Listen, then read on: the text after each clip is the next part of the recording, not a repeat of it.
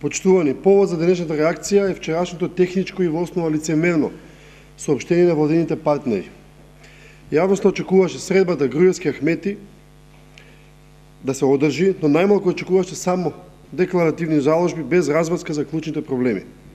И ние како партија пред 2 недели побаравме од груевски да седне јавно на маса со Ахмети и да дадат решенија за меѓуетничките проблеми кои самите ги создадоа. Најпрво да му посакаме добре дојде на премиерот Груевски, кој конечно се врати од долгата ненајавена посета на Соединетите американски држави. 2 недели Република Македонија делуваше како земја чиј државен врв е во екзил. Таквиот впечаток го засили председателот Иванов, кој очигледно нема право да изусти ниту збор во отсуство на премиерот, па остана сокриен во вилата на Водно.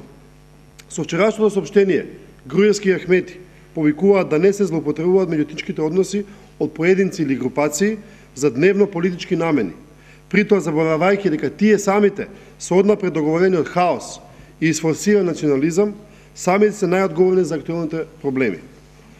Во сообштението се вели, цитирам: "Суверенитетот на Република Македонија е неприкосновен.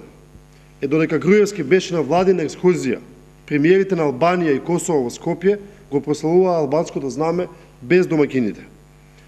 Со вакво бегство нашиот државен врв пропушти овој значаен јубилеј за албанците, да го искористи за напредување на меѓуетничките односи и за внатрешно приближување на разликите и уште поважно, премиерот свесно пропушти да го демонстрира суверенитетот на Република Македонија, оставајќи државната територија на гостите од соседството сами да прославуваат. Во соопштението владините партнери посочија дека, цитирам: "Најголема одговорност во делот на меѓуетничките односи лежи во рацете на политичките елити, а особено на политичарите кои имаат добиено поголемата доверба од граѓаните. Нашиот став е дека влошените меѓуетнички односи не се последица на некакво нетрпение помеѓу албанците и македонците, туку се директна последица на договорениот хаос и лажен патриотизам на владините партнери, кои се злоупотребуваат за скривање на сиромаштијата, невработеноста и унисаниот стандард. Во лицемерното соопштение се зборува за вредности, почитување, градење доверба, но за жал нема ниту збор за скандалот во Слупчане, за блокираното собрание заради 15.000 амандмани на ДУИ, за законот на бранители, незаконски преминуваните училишта, групирањето на етничките паралелки и така натаму и така натаму. Тоа се серија инциденти, блокади и провокации кои по превезот на лажниот патриотизам владините партнери самите ги создадоа, кои уште траат и за кои тие не понудија за жал никакво решение. Благодарам, поведете прашање.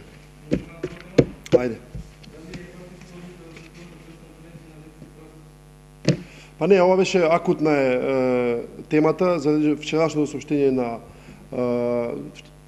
заради средбата на Груевски Ахмети. Инаку во принцип вие знаете дека немаме пресконференции, немаме никакви активности за време на ветски празници. Ќе ве потсетам дека лицемерите од ВМРО-ДПМН бараат денеска да се свика седницата за финансирање и буџет заради наводна некаква блокада што ќе сме направиле ние.